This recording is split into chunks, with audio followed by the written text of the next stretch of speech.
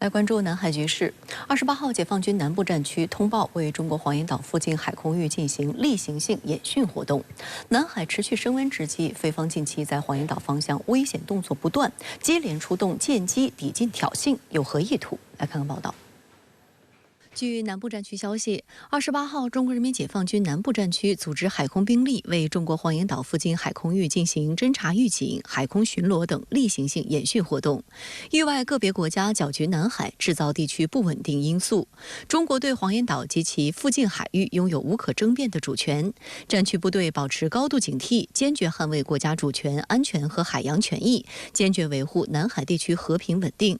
特约评论员石红对深圳卫视分析，侦察预警、海空巡逻分别展示我军的监视预警及控制能力。此外，中方强调演训活动为例行性，也显示出经常性、反复进行的演训活动是我国对黄岩岛实际控制的表现形式之一。南部战区组织进行这样的演训，目的就是警告个别域外国家不要妄想在黄岩岛进行挑衅，制造南海紧张局势，同时也是警告菲律宾，解放军在维护国家主权方面有坚定的决心和强大实力，无论是谁想侵犯黄岩岛，都将被解放军击败。一段时间以来，菲律宾不断在南海滋事挑衅。本月14号，菲海警非法滞留中国宪滨礁西湖近5个月的9701号船，在经历多次补给失败后，最终撤离相关海域，返回巴拉望岛母港。但此后菲方并未就此罢休，扬言将另派海警船再闯宪滨礁。与此同时，菲律宾在仁爱礁、黄岩岛等多个方向小动作不断，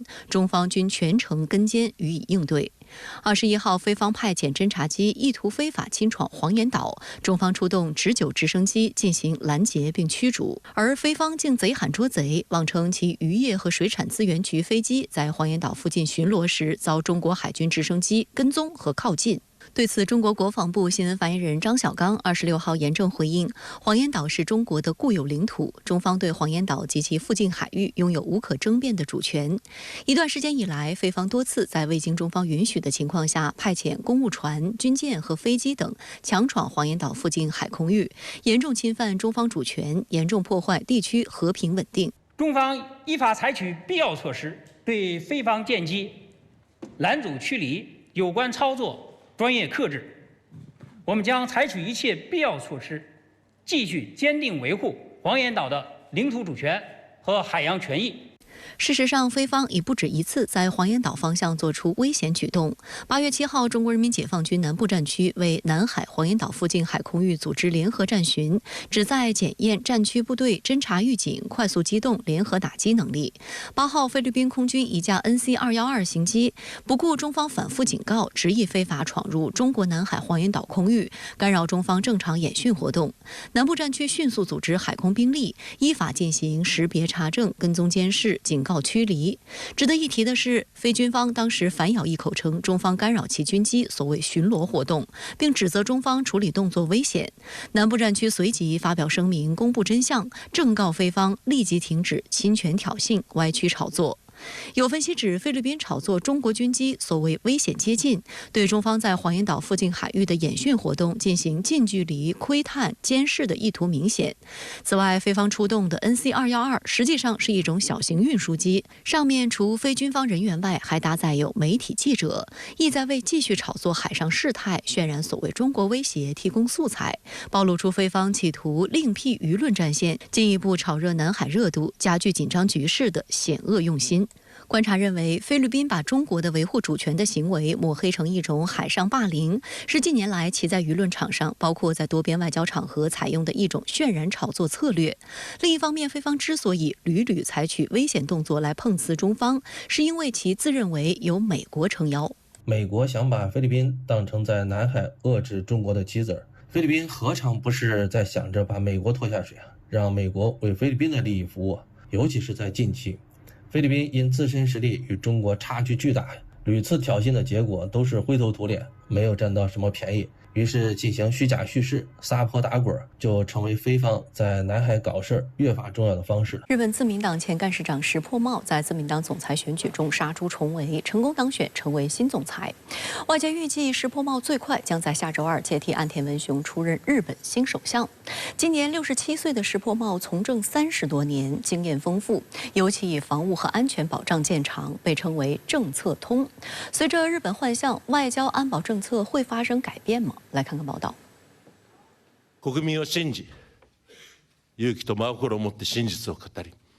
日本自民党前干事长石破茂经过2轮投票击败8名候选人，当选自民党总裁，任期到2027年9月结束。日本国会将于下周2举行临时会议。由于自民党和公民党组成的执政联盟在参众两院均占据多数席位，因此石破茂届时将当选日本新首相，接替岸田文雄。外界注意到，石破茂曾在他的新书中称：“如果我成为首相，那将是在自民党和日本陷入严重僵局的时候。”有观察认为，现在正是僵局日益浮出水面的时刻。石破茂上台后将面临多重挑战，其首要任务便是挽回自民党因黑金丑闻而失去的民众信任，带领自民党赢得即将到来的国会众议院大选。另一方面，日本长期以来经济增长乏力，劳动者工资增长缓慢，而近2年来的日元大幅贬值，物价快速上涨，导致民生更为艰难。石破表示，要继承且更加切实地执行现任首相岸田文雄的经济路线，但岸田的经济政策到目前为止效果有限，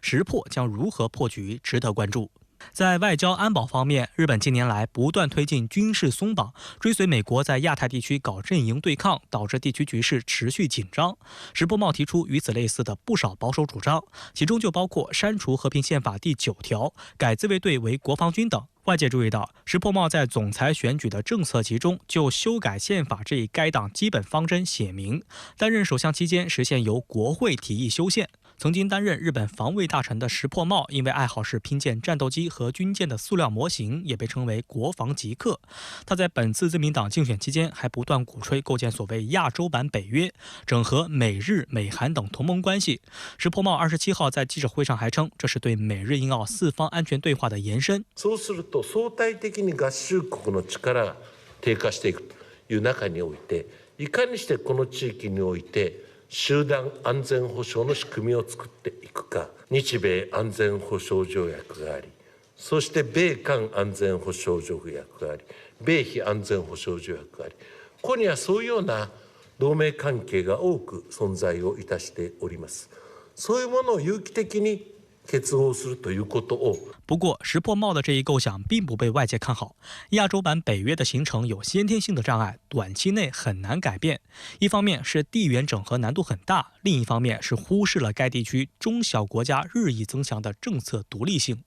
2战以后，日本确立了以美日同盟为基轴的总体外交战略。近年来，美日同盟关系逐步强化，但是在对美政策上，石破茂一直以来呼吁重新审查日美地位协定，认为驻日美军基地应该由日本和美军共同管理。在选前接受媒体采访时，石破茂提出了日本自卫队应在美国设立基地的想法，认为此举有助于加强美日同盟，还能推动两国地位走向平等。本月初，石破茂还公开表示，美国最近倾向于将交易和威胁强加给其盟友，不仅对北约国家如此，现在对日本也是如此。他怀疑这种做法是否公平。有分析认为，上述表态一定程度上反映石破茂将寻求更加独立于美国的外交政策，但由于长期以来美日同盟，美国的主要目的是控制而非寻求盟友的力量，因而石破茂想要打破这一现状，并非易事。现在石破茂打算修改这一地位协定，他的目的是想把日美的这个关系从这个美主日处修改为